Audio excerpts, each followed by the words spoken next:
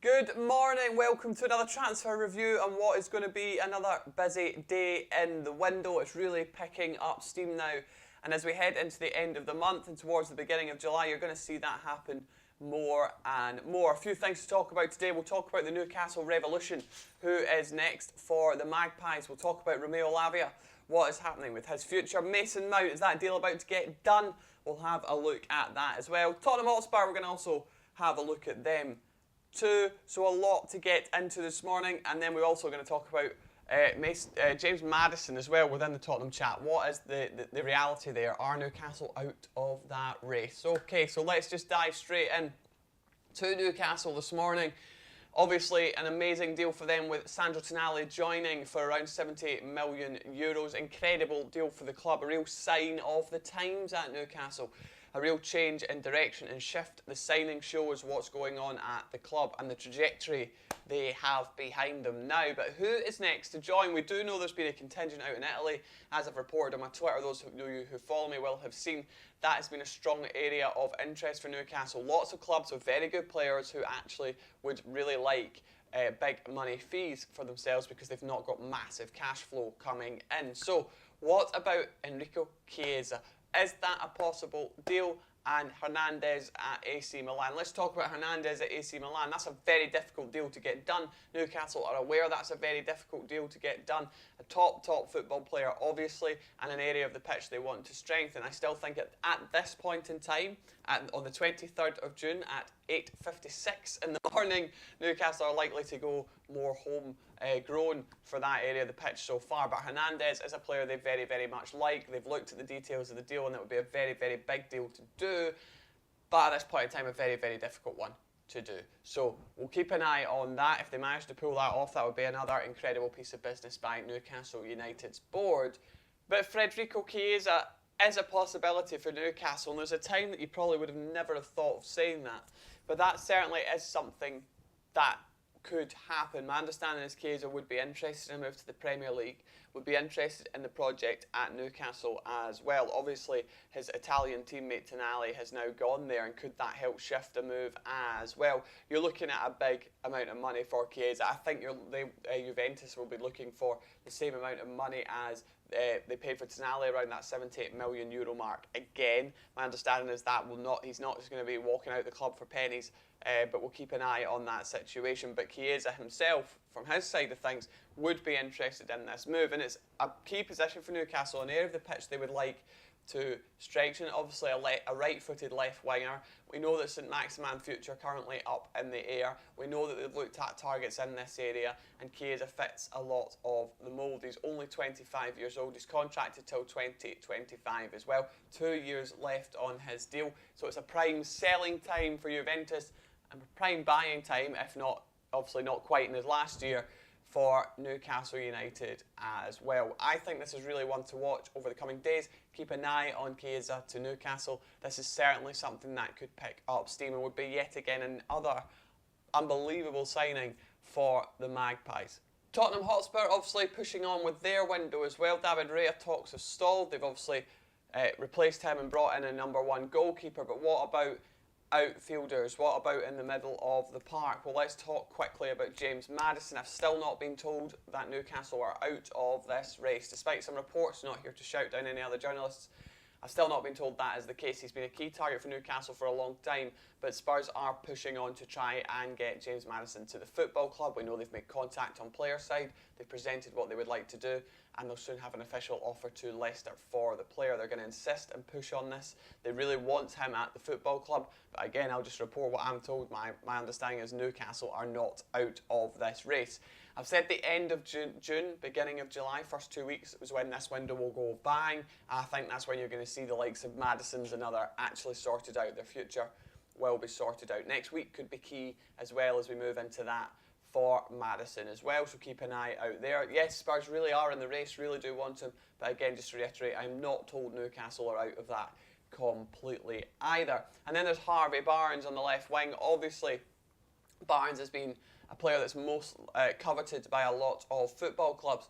Now, West Ham really like Harvey Barnes. He's a key target for West Ham United, and I expect them to make serious movements in the next week or so for him. But yes, Spurs like him as well, and they could get a deal done potentially. There was never any £50 million bid for both players from the club. That's total and utter drivel. I don't know where that came from, but it certainly wasn't something that was likely, and I'm sure Daniel Levy and co would have been laughing about the thought of going to Leicester with £50 million for two of their best players, who they will be wanting good fees for, because they'll want to reimburse that in the squad to bring them back to the Premier League. But these are two guys to watch at Leicester, Barnes and Maddison, not just for Spurs, but Spurs certainly pushing on those two signings. Let's talk about Kefran Thuram. Myself and my colleague David are going to be doing another Liverpool special for this Sunday, so I'm not going to delve too much into Liverpool stuff, but as he's reported, I can reiterate, and that is that Liverpool are pushing to sign Kefran Thuram. This could be done quickly, it could be done soon. Liverpool fans, hold on to your hats, because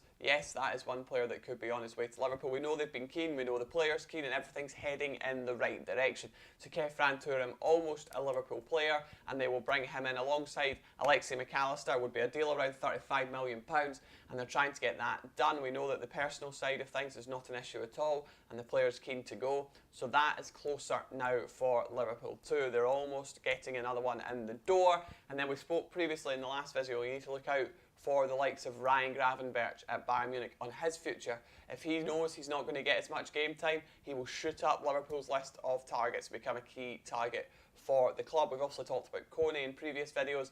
The relationship is Liverpool's director of football and Mönchengladbach's director of football on father and son. That is not a difficult deal for Liverpool to do. They're well aware of the conditions of that deal, and that relationship will certainly help them out as well. So busy for Liverpool. Thuram coming in. There will be another midfielder after him to join McAllister and Thuram as well. Who will that be? That's what we're going to find out in the coming weeks and days when I speak to David, and we'll have that out on Sunday for you Liverpool fans, so make sure you like and subscribe. Let's talk about Mason Mount. Big days coming ahead for Mason Mount. Manchester United and Chelsea are coming to an agreement. They're coming close now to what would be an exit from Chelsea Football Club for Mason Mount and switching to the red of the Red Devils at Manchester United. We know Mason Mount won't sign a new contract. We know that conversation has broken down. There has been less flexibility in this deal like there was, say, for the Havertz deal to Arsenal. The reason being Chelsea ideally would like to keep Mount. They're well aware of his talents and what he could bring, and selling him to a rival is not something they wanted to do, cheaply at least. And that now is coming to a conclusion. We know that Chelsea are looking for around the £78 million mark for Mount. I think you'll see a deal that is £60 million with add-ons, bringing it to around the £65 million mark. Achievable add-ons as well. You would have heard a lot about achievable add-ons in the last few days, especially with the kind of Declan Rice deal on that front. Manchester City looking at a bid at this point in time, no official bid there. Arsenal still calm and confident they can bring him in. But one thing West Ham have rejected is Arsenal's structure of their deal, because the add-ons on the deal have not been seen as achievable, i.e. it could be Declan Rice scores 40 goals in a season or something, right? Which obviously it's not, but that wouldn't be achievable for West Ham to recoup on those add-ons. So add-ons will be key for the Man United deal with Chelsea over Mason Mount. But Man United confident they can get that done. Chelsea starting to surrender the fact that they're going to have to take a little bit of a hit on their valuation of the player, and that's now coming closer to conclusion. I think by Tuesday morning, by Monday morning next week, early next week, you could see Mason Mount as a Manchester United player. That one now moving fast, picking up steam.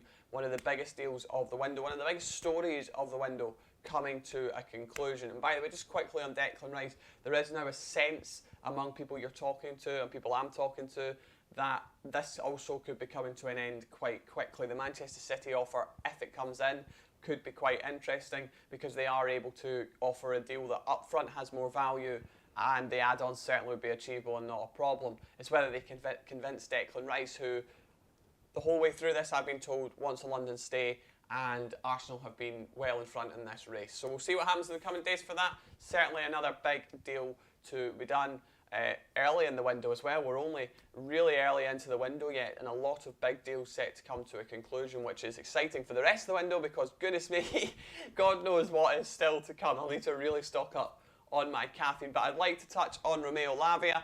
Romeo Lavia has greenlit Arsenal to approach if they want to. That he has said that he would be keen to go there. He's accepted that he would like to play there. Mikel Arteta is a huge fan of Romeo Lavia, as per my report this morning, and that is one to keep an eye out on. Arsenal obviously working on Declan Rice as well, so let's see what happens in the coming weeks if they do shift for Lavia. Chelsea have put a lot of groundwork in here, but not currently ahead in that charge. I think from what I'm hearing, Lavia would prefer a move to Arsenal over Chelsea at this point in time. Champions League football, Mikel Arteta, you can see the club are trying to strengthen, bringing in players as well, so it's an exciting time to join Arsenal. Manchester United are also in the background here as well, but in the background as things stand. Liverpool were ahead in the race very early on into the window, but have dropped out of that race now. They will not be going for Lavia at this point in time. And of course, Manchester City, with that buyback clause that's active in 2024, will they activate it in summer? There have been conversations over that at Manchester City.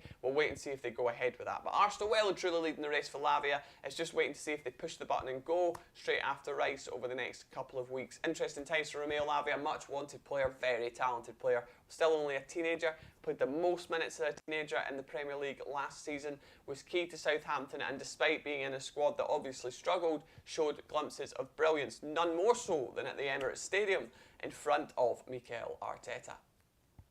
That's your lot for the transfer review this morning. Follow me on Twitter, you've got clickable links in the description. Make sure you're following Football Insider as well for all your news and information too.